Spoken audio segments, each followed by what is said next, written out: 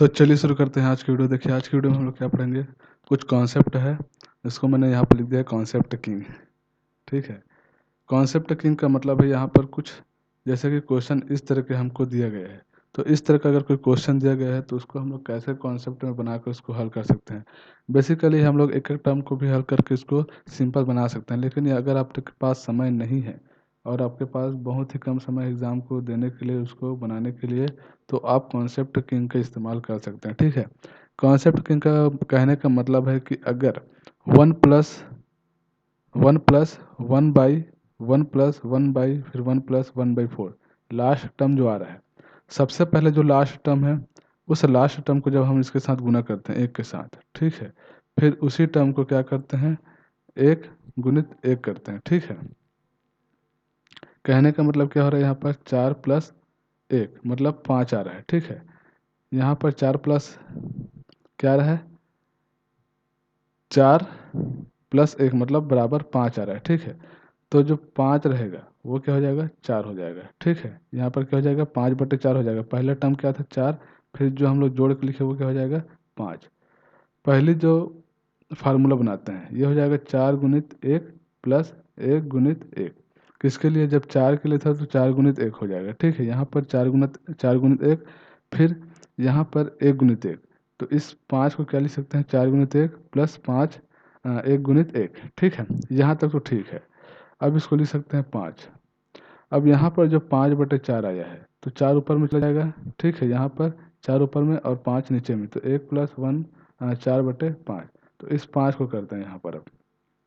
ठीक है, तो यहाँ पर 5 गुणित 1 प्लस 4 गुणित 1, यहाँ पर ये वाला टर्म आ जाएगा। और यहाँ पर देखो, अगर इस तरह का अगर कोई अपने को क्वेश्चन दिया है तो सबसे पहले जो नीचे वाला को उसको एक के साथ गुना करेंगे, फिर एक का एक के साथ गुना करेंगे। ठीक है, एक को एक के साथ क्या कहा मैंने कि 4 को एक के साथ गुना करेंगे, फिर जो एक और एक यहाँ पर दिया है उसको 1 गुणित 1 करेंगे। ठीक है, फिर इसका जो आंसर आया है 5, उस 5 को अपन लोग क्या करेंगे, नीचे में लिखेंगे, और जो मेन पहले जो नीचे में था वो ऊपर चला जाएगा।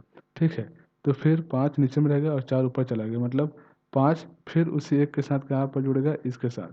5 कम फिर 5 कम 5 गुणित 1, फिर जो 4 है वो 4 जो है इस एक के साथ जुड़ जाएगा। ठीक है, तो 4 कम 4, तो ये हो जाएगा, फिर ये हो जाएगा 9। फिर यहाँ पर इस 9 गुणित 1 को यहाँ पर लिखेंगे और 5 यहाँ पर आ जाएगा, तो ये 5 एकम 5। ठीक है, तो इस तरीके से 9 + 5 बराबर 14। फिर ये 14 क्या हो जाएगा, यहाँ पर अंतिम जो पद है वो अंश में आ जाएगा, अंतिम पद अंश में, और जो दूसरा जो पद है वो हर में आ जाएगा। तो 14/9 इसका आंसर आ जाएगा। तो कॉन्सेप्ट किंग कहने का मतलब ये है, कॉन्सेप्ट किंग कहने का मतलब यह है कि जब हम क्वेश्चन को हल करते हैं तो अपने को एक चीज़ देखना है। एक चीज़ क्या देखना है, यहाँ पर सिंपल सी बात है, जब हम 1+1/4 लिए थे तो यहाँ पर क्या किए थे, 4 का 1 के साथ गुना किए थे यहाँ पर। ठीक है, फिर जो एक और एक यहाँ पर अगर करते हैं गुना, ठीक, जो यहाँ पर एक और एक यहाँ पर आ जाएगा, तो इसको एक के साथ मतलब 5 5 तो आना ही है, चाहे कुछ भी हो, किसी भी तरीके से इसको 5 आना ही है। तो 4 गुणित 1 प्लस 1/1 गुणित 1। ठीक है, 4 गुणित 1 प्लस 1/1 गुणित 1। ठीक है, तो इसका 5 आ गया।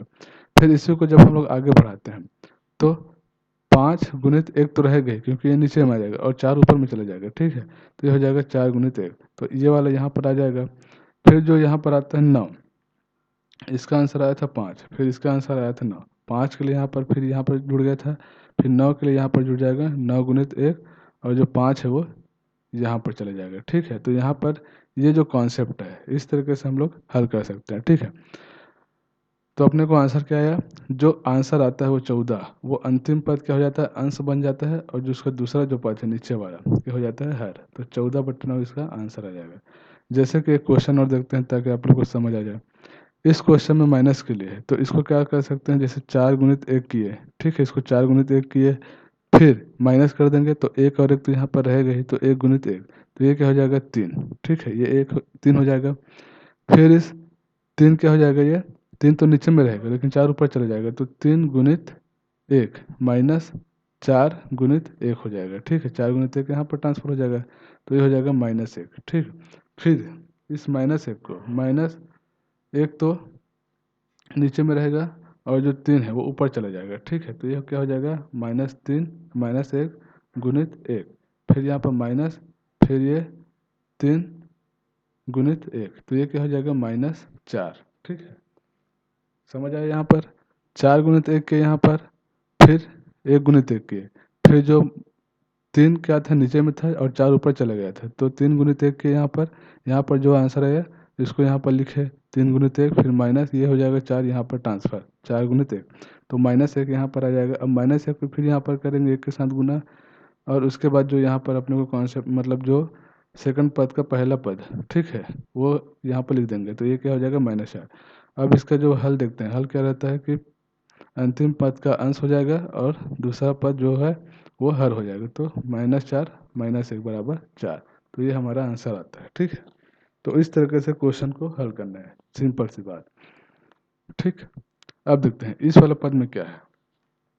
इस वाले पद में और भी बेहद आसान है। बेहद आसान का मतलब है इस ये दिख रहा है, इसको हम लोग क्या करेंगे, पहले इसको हल करेंगे, फिर जो इसका आंसर आएगा हर आएगा उसको ऊपर से ऊपर नीचे करेंगे। इसको ऐसे भी कर सकते हैं, इसको दो तरीके से करते हैं। पहले जो मैं आपको पहले वाला जो है क्वेश्चन में बताया था उस तरीके से हल करके दिखाऊंगा, फिर जो परंपरागत जो हम लोग करते हैं उस विधि से करेंगे। लेकिन परंपरागत विधि में अपने को समय ज़्यादा लगेगा, तो अपने को समय ज़्यादा नहीं लेना है, क्योंकि अपने पास एग्ज़ाम में समय कम रहता है, ठीक है। तो इसको हम लोग ऐसे करेंगे।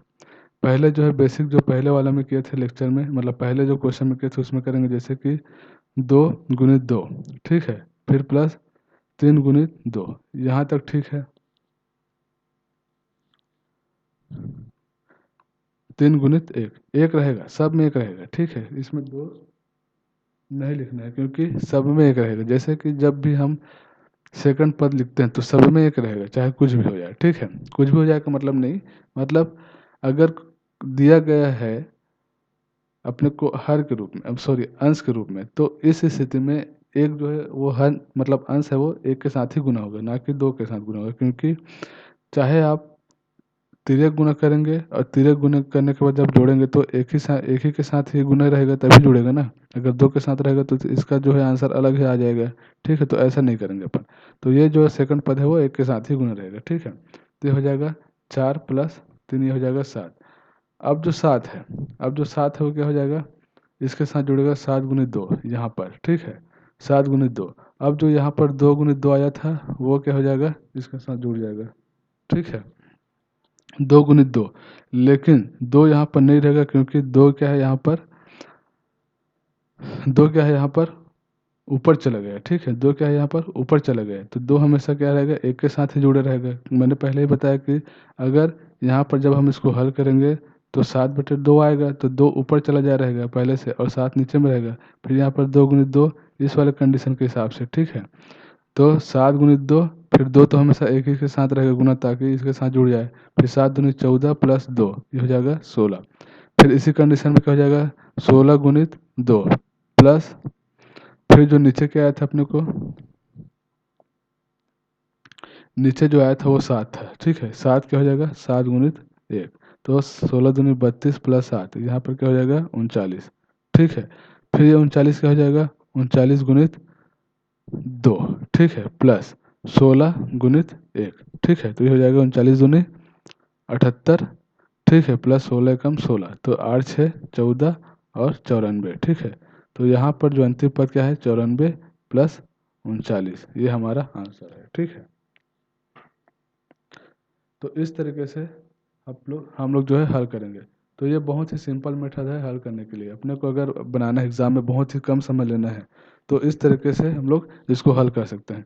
ये तो हो गया खैर अपना जो फार्मूला वाला जो करते हैं अपन, जो कॉन्सेप्ट सीखे उसके आधार पर। अगर परंपरागत विधि से भी करेंगे तो आंसर वही मिलने वाला है। परंपरागत विधि से अगर हम हल करें तो कैसे हल करेंगे, जैसे यहाँ पर 2 गुणित 2 है, तो इसको अगर सिंपल से 2 गुणित 2 + 3/2 करते हैं तो 2 दूनी 4, 3 7/2, ठीक है। 7/2 यहाँ पर आ गया, तो इसको लिख सकते हैं 60/2। अब ये 2 ऊपर चले जाएगा, ठीक है, इसमें, तो ये हो जाएगा 2 + 2/7, तो 7 दूनी 14 और 2 16/7, ठीक है। फिर इसमें यहाँ पर करेंगे तो 7 ऊपर चला जाएगा और 16 नीचे आ जाएगा, तो 2 + 7/16, 16 दूनी 32, 32 और 7 39/16, ठीक है। अब 2 + 16 ऊपर चले जाएगा, 39 यहाँ पर रहेगा, तो 39 दूनी 78, 78 और 16 क्या हो जाएगा 94/39, तो ये हमारा आंसर आ जाएगा। ठीक है, तो ऐसे भी हल कर सकते हैं। आपके पास अगर स्पीड है और एक्यूरेसी है तो आप कोई भी क्वेश्चन को हल कर सकते हैं, लेकिन अपने पास कॉन्सेप्ट है और फार्मूला आपको पता है तो आप लोग और भी बेहद आसानी से कर सकते हैं, बहुत ही कम समय में। तो आई होप ये वीडियो आप लोग को पसंद आया होगा कॉन्सेप्ट का। तो मिलते हैं नेक्स्ट वीडियो में। जय हिंद।